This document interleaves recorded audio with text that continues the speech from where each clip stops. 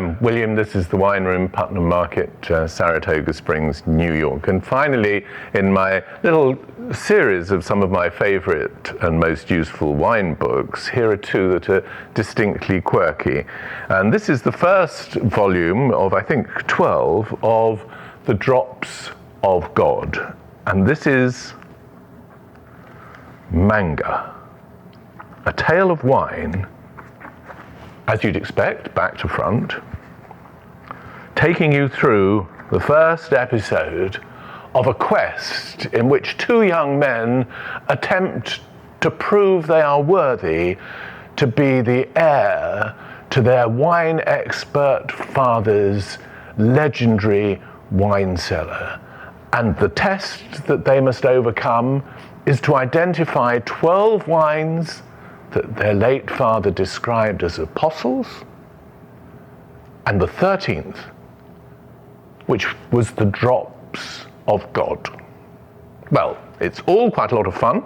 It's got quite a lot of good advice in it. It shows the process of someone learning a little bit about wine and how you get that sort of expertise and what use, if any, it is to you. And it does so in an amusing and relatively exciting way. But in the end, my favorite wine book is this, and it's a tattered old copy, and it reminds me to tell you that each time you are lucky enough to come across a town or a city which has got a reasonable second-hand bookshop, the chances are there'll be a treasure trove of wine books for you to choose. But this is Hugh Johnson's pop-up book. What an exercise in nothing very much in particular. Here we have it. The chateau gates, the chateau, the chai, where they're making the wine, the barrel stores, where the bottles are stored.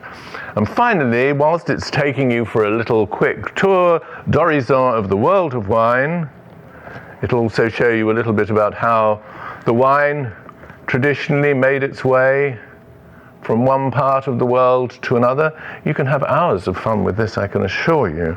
And ultimately, you'll be able to sit down at the most extraordinary dinner party. And there we have it, perhaps best this way around.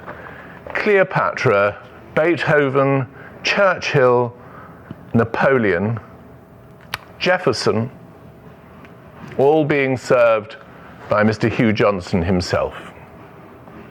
Well, this one just sticks in one's mind.